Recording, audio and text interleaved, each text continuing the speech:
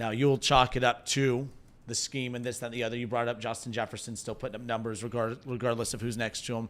A.J. Brown, Devontae Smith, those two are interchangeable. They put up numbers regardless of who's lined up next to him. You can go down the list with a lot of these wide receivers. The Jamar Chase thing is just wild. His production, the way it just fizzles out when T. Higgins is not lined up next to him. Now, yesterday, we do this Sunday morning show. It's an NFL show every Sunday. And we were previewing this matchup, and I said, well, this was a big opportunity for Jamar Chase and the Cincinnati Bengals offense. Not that you're happy that T's not out there, but they need to prove that they can go against a good quality team like the Eagles and Jamar still be Jamar and Joe still be Joe and this offense still be efficient. Because right now there's people questioning, like there's a lot of people saying, well, you can't let T go. Look at this offense with T and look at the offense without T. So Jamar Chase, they march right down the field, that 10-minute plus drive, beautiful drive, by the way. There was one point where I said, hey, what did the Eagles do on the opening possession? They're like, no, the Eagles have not touched the ball yet. I'm like, they've had the ball this entire time, the Bengals. So, of course, they punch it into the end zone. Jamar Chase catches it. All the Bengals fans from the bar come out and start yelling at me, oh, what do you got to say about Jamar now? So I was like, all right, I have to eat it. Then I leave, and I go and I start watching the game later, and I start looking. I'm like, well, he finished with 54 yards. Like, he got the touchdown of the opening drive and all this. His efficiency drops off completely when T's not out there. All right, the previous game that he played without T. Higgins out there was against the Chiefs. Again, 4 catches, 35 yards, no touchdown. The previous game, New England, 6 catches, 62 yards, no touchdowns. All right, 62 yards. The previous game, 4 catches, 19 yards. The game before that, 4 catches, 81 yards. The game before that, without T. Higgins, 2 catches, 12 yards. You go down this list. When he plays without T, he disappears in this offense. And I don't get it. I don't understand it. I've never seen a wide receiver that is not so it's not dependent on who's throwing him the ball. It's dependent on who's lined up next to him. And you could say it's all on coaching, maybe, but at the same time, Jamar Chase, get open. You're too talented to blame coaching, I think. I think, say what you will, ifs, ands, buts, and candy and nuts or whatever, but nice. Joe Burrow's interception, that just short throw to Jamar Chase, he beat his guys. If he just throws it a little further, I think that would have really opened it up, and we aren't having that conversation anymore. But I get what you're saying. I think that it makes it more difficult for this offense to operate without T. Higgins. I'll give you that. But Jamar Chase, he's a top 5 weapon. I think in any other offense, if he was with the 49ers or with the Vikings or with the Lions or any other team, they would find ways to scheme him open every single play. They just would. The Bengals offense is just so predicated on, I'm going to beat you because I'm better than you, instead of doing something that's clever. That's really hurt them now at this point. They used to be able to do that, where they could just line up in front of you and say, I'm going to beat you because I'm better than you. That's what T. Higgins and Jamar Chase basically did all throughout that Super Bowl run. Every go route, they were just coming down with it, regardless if it was double covered or if it was guarded really well, the back shoulder throws. It was instant every time with them. Now that teams know how to play against us, it's just like, we're gonna double Jamar. We know that you really love T, and if he's not out there, then your offense is gonna struggle because you don't have the guys to just beat. You don't have that guy that can just win one-on-one matchups. Kaskey did a pretty good job. Great job. All Great things game. considered. Up until the fumble. Up until the fumble, yeah. It's just like, we don't have the roster to compete with the current. We don't have the roster built for the scheme that we want to employ, and that's the issue. I just emailed you Jamar Chase's route tree for this weekend, and if we can't get it up, that's completely fine, but I'm looking at it right now. And this is what I'm talking about when it comes to coaching. The lack of creativity when it comes to the skill of Jamar Chase on this team is shocking. We're going to hopefully get it up here for you, but none of his routes were more than 15 yards downfield that he got a catch on. You're not working the ball to your best player with any chance of success here.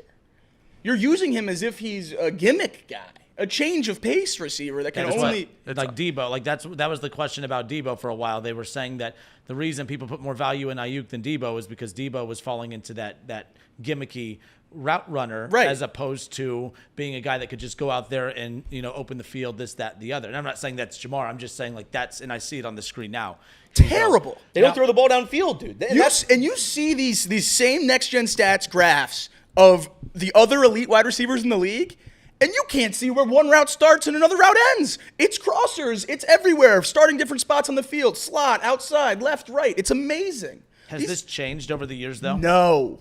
So how This come has always been the thing when T's been out. But how? Oh, okay. You just mean in general. Okay. Every time when T's been out, it's been you're playing with one arm tied behind your back. And that's the reason why I believe it's Zac Taylor. I don't even think it's showing everything either because there's only 6 routes on here and there's 9 receptions. It's missing the ones where he lost yards. Right.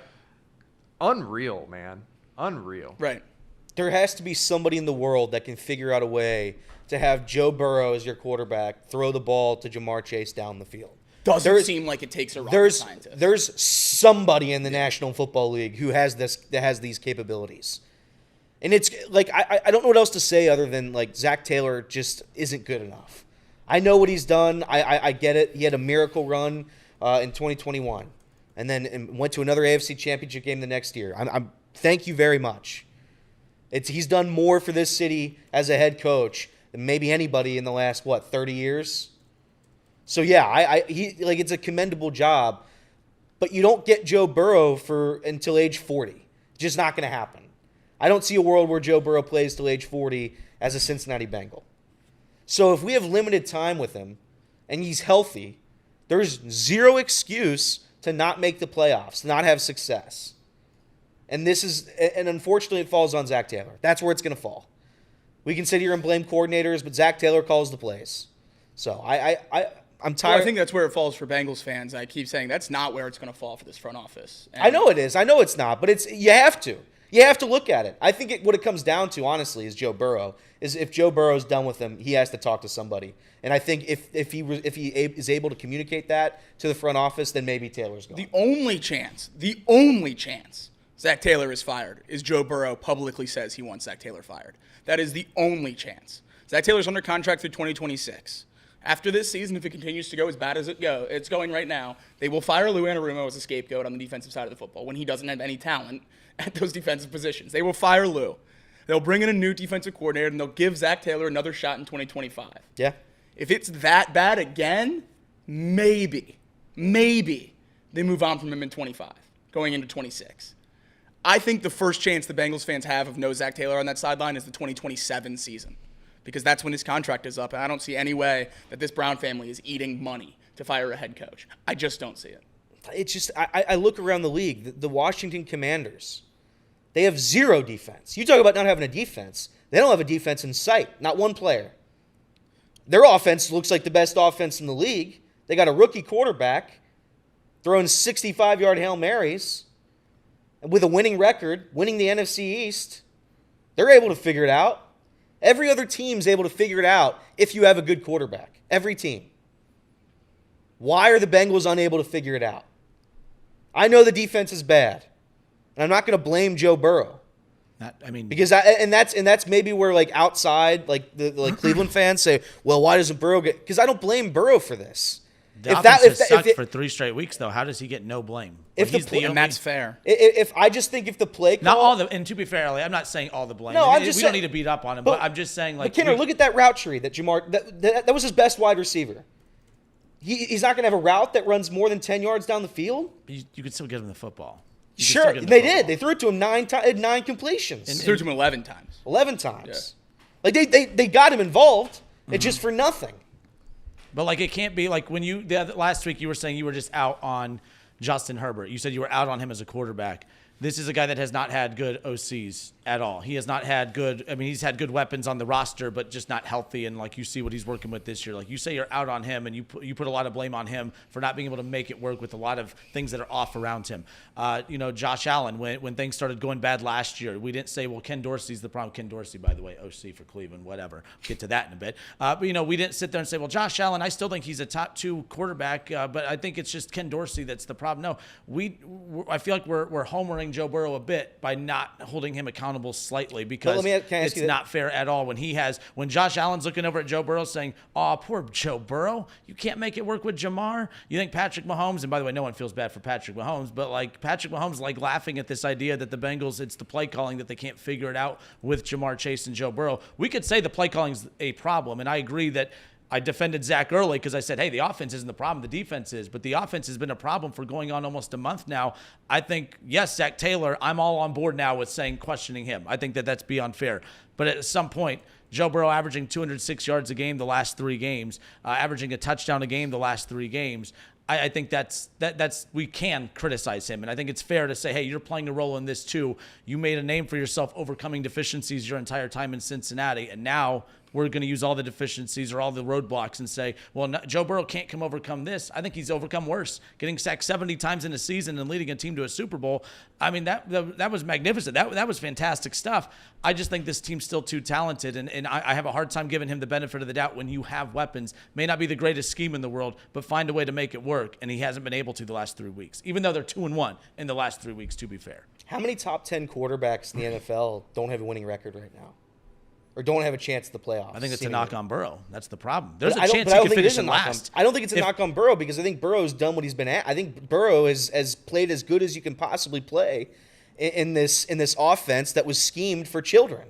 The scheme has led them to a Super Bowl and back-to-back AFC championships. The scheme led a backup quarterback to a winning record. With T. Higgins and Tyler Boyd both in their primes and healthy, with Joe Mixon rushing for 1,200 yards a year, I think Zac Taylor's scheme needs adjusting. I don't want this to be an argument, by the way, because I'm seeing both sides. I think Zac Taylor's scheme is very good, and I believe in it. If you have 2 elite wide receivers, an elite running back, and a top 5 quarterback with a great defense and an elite kicker. That's a lot.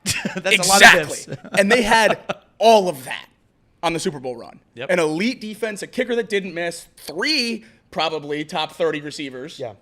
And a running back that threw a touchdown in the Super Bowl. He was that good. I'm still gonna talk about it. They ran the ball 3 times against the Baltimore Ravens after securing a massive turnover. They ran it 3 straight times to settle for a miracle 55-yard field goal. That was their offensive plan. That was the plan. And I don't care if Burrow audible. Maybe that's on Burrow. I don't care. 3 plays in a row, 3 runs. We don't have faith in the offense to get a first down, maybe get a little bit closer. How can you keep bringing this up when you don't want to put any blame on Burrow when he audibled to one of those runs? That was 1 run, though. That's 1 play. Right. That's Zac Taylor called a pass, which you asked him to do, and Joe Burrow audibled, and you don't want to put any blame on Joe Burrow? Correct, but the next 2 plays need to be passes. I think that's crazy. I think that's have incredibly crazy, and you're just giving slack to your quarterback. I think they have to. They have to throw the ball. You have to put some blame in that 3 plays on Joe Burrow. That's why I don't know why you keep talking about it. Well, because I think it's a testament to the offense not having any confidence whatsoever. They don't have confidence that they can get first downs. They don't have confidence. They can't run the football. They don't have confidence in themselves. They've consistently, handcuffed themselves by not giving Joe Burrow the ball, which Joe Burrow, like you said, audibled out of that specific drive. He's had a lot of bad audibles this year. But again, we come to that 4th down play where we call a screen here yesterday, and it's like, why? Everyone keeps talking about the screen. I think the 3rd down call was way worse than the screen. Yeah, I mean, I don't disagree with you. Yeah. That whole set of sequences after that 1st down was pretty tough. I think we only gained a couple yards.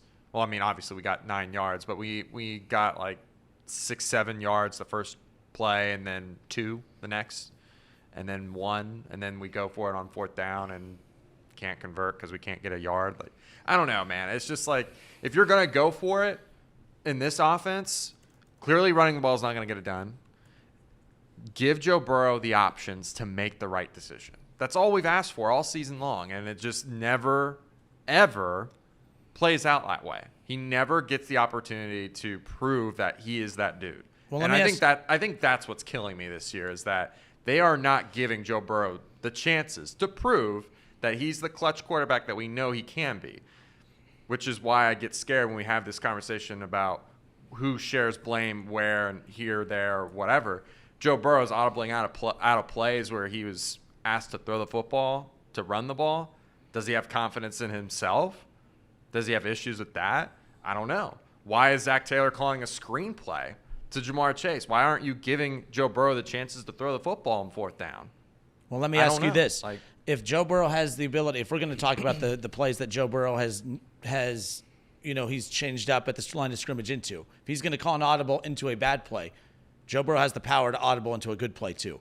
Like Yeah. that's Yeah. some of the other stuff too that I think we let Joe Burrow off the hook. Like we forget how much power Joe Burrow has. It's not like, oh man, I'm Joe Burrow. I really want to do this, but man, Zac Taylor, he wants me to do this. I got to do exactly what Zac Taylor says. This is the guy that told the owner to shove it when the owner told him he didn't want him to play. Like Joe Burrow does what he wants. So if Joe Burrow can audible into a run play, which was a bad decision at that time, he also has the power to audible into a good play. When is Joe Burrow going to utilize that power to audible into good plays? You know, if Joe Burrow thinks that these plays are bad, and he signs off on them and executes them, that means he's signing off on it too. If he has the power to change that play at the line of scrimmage, he needs to do that as well. Now, we're not privy to know what he does and does not Right. check into. The only reason we knew that he checked into that run play a few weeks ago is because theoretically, some viewed it as Zach throwing him under the bus. Like if Zach never said that, would we have known that? We would have, said Zach ran the ball 3 straight Right. times, the play that Elliott was talking about. But yeah. And let's be very clear too. Yesterday, there was only a handful of plays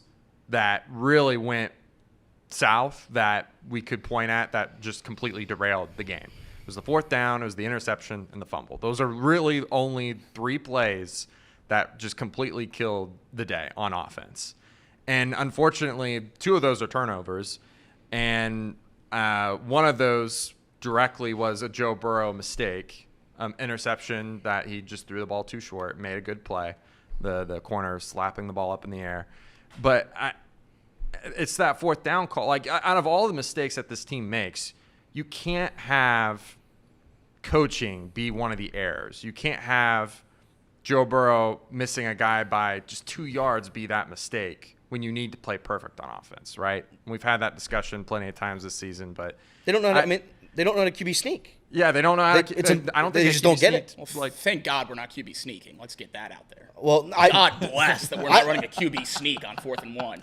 Thank the Lord. Brock Purdy's able to do it. Brock Purdy doesn't have $55 million a year against the cap. I'm not running Joe Burrow on a quarterback Jalen sneak. Hurts does. Jalen Hurts squats 500 pounds. I'm not putting Joe Burrow in a quarterback sneak. Yeah, but that's not all the tush push is. It's 2 other guys pushing Jalen Hurts I am into very happy that the Bengals are not running quarterback sneaks with Joe Burrow. Very happy.